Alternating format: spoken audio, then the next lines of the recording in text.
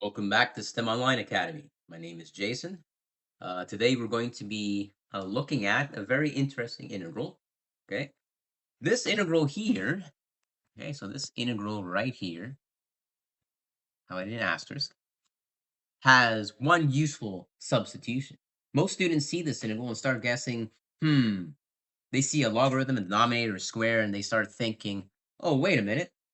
Maybe it's substitution. Maybe integration by parts. Maybe something complicated." They're on the right track. It's some form of substitution. But this problem is not asking for a guess. A guess isn't good enough. Okay. It is testing whether you can spot one specific useful substitution. Okay. And once you see it, the whole integral starts collapsing. Okay. So we're going to evaluate this integral. Let's get right to it. Okay. So we're going to evaluate this integral here. Okay. Let's look into that right away. Okay. So we know that we have an integral from the integration, limits of integration is from 1 to e, and our integrand has that 1 all over x, parentheses 1 plus ln x all squared. So the main problem here is not not the computation. The computation is the easiest part of mathematics in general, whether it's an easy or a very hard problem, or doesn't matter. The real problem is, how do I know what substitution to choose? That's what students usually get tripped on. I need to know exactly that one specific substitution to choose, which will give me the correct answer. How do I know how to do that? And that's what this video is going to solve. Okay. So before we get right into it, uh, let me give you a little bit of my background story for those of you who don't know me. Okay, it will be short and to the point. Okay. I used to struggle with problems like this. Not problems like this. In university, I was flying, but when I was in junior high school, I used to struggle with problems that had either multiple methods and or involved hard problem solving. Okay, so I used to struggle. Not because I couldn't do the algebra. The algebra was straightforward. It was because it was mainly because of not knowing how to problem solve, not knowing how to say, okay, have a clear, defined, uh, you know, path that will get me to the answer. Okay, and I would be guessing, and I'd be getting wrong answers, right? Then I had two teachers in my junior high school change how I approach math forever. Okay, they taught me to stop guessing and break hard problems into a system, a strong, rigorous system, step by step. Okay. And that system, right? Let me just point out what my system is. So my system was this. So here's the system.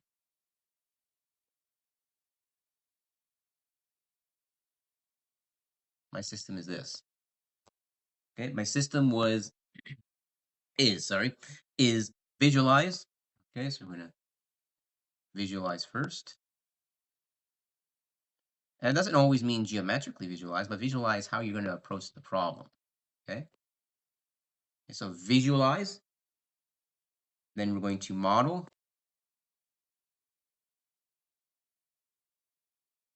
Then we're going to execute.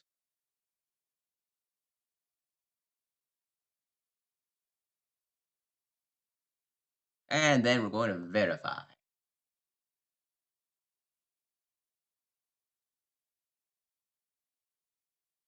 Okay. This system helped me master mathematics and physics. And now I help students understand how exactly to solve problems, specifically hard problems that come up on midterms and exams. Okay. So let's use this system. Okay. Let's do it first, right? So let's step one. So step one, we're going to visualize. And as I mentioned, it doesn't always necessarily mean geometrically. A lot of times it does, depending on the problem, right? But it just means, right? We want to visualize the structure, right? So looking at our integrand, right? That 1 all over all over x times 1 plus ln x whole squared. We're going to look at this guy right here. See where I highlighted up above in red, the 1 plus ln x. Okay, so let's focus on that. Let's focus. So we're going to focus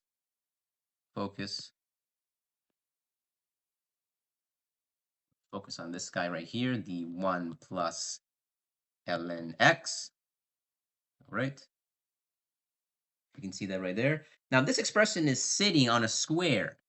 If you go back to upstairs here in the entire problem, it's raised to the exponent 2. You can see that. Okay, raised to exponent 2. But there's also an x in the denominator. And that matters because since we're trying to integrate this entire function, okay, that matters because the derivative of ln x is connected to 1 over x. Again, the derivative of ln of x is 1 over x. Okay, so since we know if we were to start with ln x here, I'm highlighting in red, as you can see. You can notice if you're able to see what I'm doing, right? This guy here, that will be our substitution. Hint, our substitution, what it is, right? Has to do something to do with ln of x, because if we take ln of x and take its derivative, it gives us 1 over x, and we get the correct differential. Okay? So the integral is already giving us the derivative inside of the expression, and that is the hint. Right? So the substitution here is going to be forced. Okay? Let's go to the next page. Okay, now we're going to model. Right? Step 2 is model. Step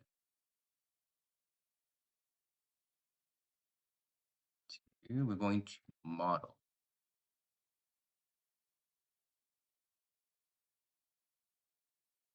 You're going to model. So we're going to model, right? So we're going to model this guy, the 1 plus ln x. Okay, so what I mean by that is my model is we're going to rename it, right? This is a schematic for helping us rename what this important equation is. But why do we have to rename it? Why specifically do we need to rename it? Because its derivative is already presented in the integral, right? See this integral right here. I'm going to highlight it. That 1 plus ln of x, if we take its derivative, it gives us this that I'm highlighting in blue, the dx all over x. Okay? See how that works? So you have to be clever how you're doing these. Okay? You have to have a system, not just guessing. Okay? So that means the integral has some sort of exact structure, right? Inside the expression, right? Inside expression plus the derivative of the inside expression. So whenever you see that the substitution is not some trick, it's an actual method. Okay? You understand? So let's do that. Okay? So we're going to label this. I'm going to label it. So next we're going to label or define 1 plus ln x as, find it, I'll say with something called u substitution. I'll highlight in blue. U is equal to 1 plus ln of x plus ln of x. That will be our u. Okay, this is very important. All right, so let's get into the execution phase. So step 3. Okay, so step 3, I'm going to now execute. Okay, so this integral is going to become much simpler. Okay, it's going to become way simpler. Right? So let me show you exactly. I'm going to actually start putting the algebra up. Okay, so we know that this is our integral. Okay, that we're looking here. All right, so let's do that. Okay, so now we are looking to integrate this guy right here. I'm going to use blue. So I'm going to integrate integral from 1 to e of dx all over x by 1 plus ln x squared. Okay? And the way we are going to do that is, well, we know what our u is, right? Actually, I might do it down here before I do this integral. Okay, so remember we had u, or u substitution. Okay, u substitution, u was equal to 1 plus ln x, right? From above, right? That means we need to find our differential du, right? Because in order to integrate for u substitution, we have our u sub, which we've defined, and then we take its derivative. Notice that its derivative of u will be dx over x, which is what we can substitute into that integral, okay? So remember, we wanted to integrate this guy. So we want to integrate, I like making my integrals better. Okay, so you want to integrate from 1 to e of dx all over x times 1 plus ln x whole squared, right? This is now equal to the integral from 1 to e dx over x is that du. Okay, so du 1 plus ln x whole squared, that's just u squared. See what I'm doing? Very straightforward. I want to make my fraction more symmetrical to what I have on top and bottom, numerator and denominator, du all over u squared. Okay, see what I'm doing? So this is what I have now. Okay, now from here, all I need to do is take my integral from 1 to e. How do I integrate du over u squared? What type of form is that? No form at the moment. No known antiderivative that we know yet, unless we put it into a power rule formula. Okay, so you can see, right? This is going to become u to the negative 2 du. Now it's mimicking a power form of an integral. Oh, by the way, I forgot something. I want to see if you guys can think for a moment. What did I miss here? What did I forget to do with my u substitution? Forgot to change my bounds, right? Because I left them in terms of x. We're now in terms of u. My limits of integration are initially in x. Now I need to turn them in terms of u. So what would my limits of integration be for the lower bound, focusing on 1? If x is 1, what happens to u? Over here, right? If x equals 1, this implies that u is equal to 1 plus ln of 1, right? Because that's what we had here. Okay, substitute what x is to get the u limits of integration for the upper and lower bounds, right? So 1 plus ln of 1, ln of 1 is 0, 1 plus 0 is 1. Okay, so I still have a lower limit of integration of 1. Now the upper limit of integration, right? By plugging e at x equals e. This implies u equals what? Ln of e, you should know this, it's from high school. Ln of e is what? It's the inverse. They cancel, so it's 1. So 1 plus 1 is 2. So in reality, this would be integral from 1 to 2. Yeah, I forgot about that. 1 to 2. And over here, 1 to 2. Okay? Always make sure you don't forget to change your limits of integration in terms of the new variable. All right? Okay, so now we have that. So we're in the execution phase. All right, so this is what we got so far. Now, if we were to integrate this, it's easy to integrate. All right, this is very simple to integrate. Okay, u to the negative 2 now becomes u to the negative 2 plus 1 divided by negative 2 plus 1. Limits of integration are from 1 to 2. How do I know that? Because I'm using the power rule of an integral, right? Integral of x to the n dx, that's in the form that it's in, is equal to x to the n plus 1 divided by n plus 1, where n is an exponent. Okay, my negative 2 is the exponent there. Right, so then from here now I can simplify this more. This now becomes u to the negative 1 all divided by negative 1, limits of integration from 1 to 2. Okay, and this simplifies to negative 1 over u from 1 to 2. Okay. Now u is what? We know what u is. We want to have everything in terms of x because we were integrating initially in terms of x, if you remember, right? So we want our final answer like that. So now that becomes negative 1 all over u is the 1 plus ln x. 1 plus ln x. Okay.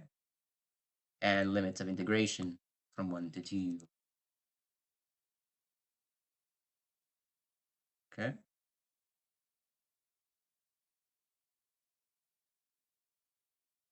So I think it's pretty straightforward what we've got right now. Oh, another mistake. No. Because I'm doing everything in terms of u. Since I decided to do everything in terms of u, I can't substitute that in yet because of my limits of integration in terms of u. I can't do it in terms of x yet. So I have this in terms of u. Okay, so just substitute them in. So now I get negative 1 all over 2, right? Because the upper limit of integration for u was 2. So substitute that in. And we're just using the fundamental theorem of calculus, number 2. So negative 1 over 2 minus 1 over 1, because the lower limit of integration for u is 1. So substitute that in. And then I'm going to get 1 minus a half. And you will notice here that our final answer yields to 1/2. Okay? That's what our integral is equal to. All right? So this is a nice integral. It's not hard. But it collapses beautifully, if you've noticed, right? So our final answer is 1/2. Now, if we were to do the verify stage of this problem, right? Because it's another step in my systems technique. Okay. So let's do step 4.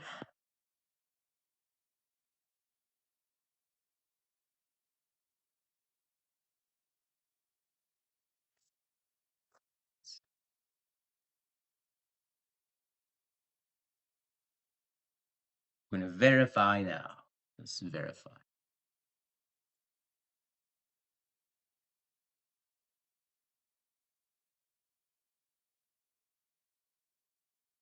So now we verify. We know the original integrand is positive on the whole interval. Okay, you can verify. It's good to verify mathematically, right? So we know that the original integrand is positive on the whole interval. So we know that one, right? So what I'm saying is we know that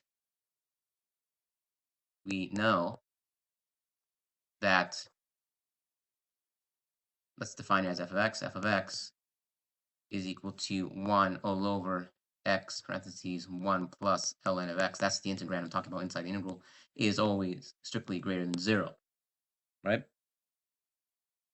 So positive on the whole interval, we know the final answer should be positive, and 1/2 is positive, right? Right. So we know that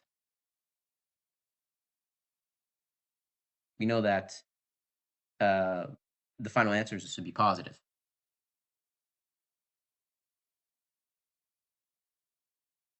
Final answer should be positive. Be positive. Should be positive. And 1/2 is positive. So it looks good. And we know that and 1/2 is positive.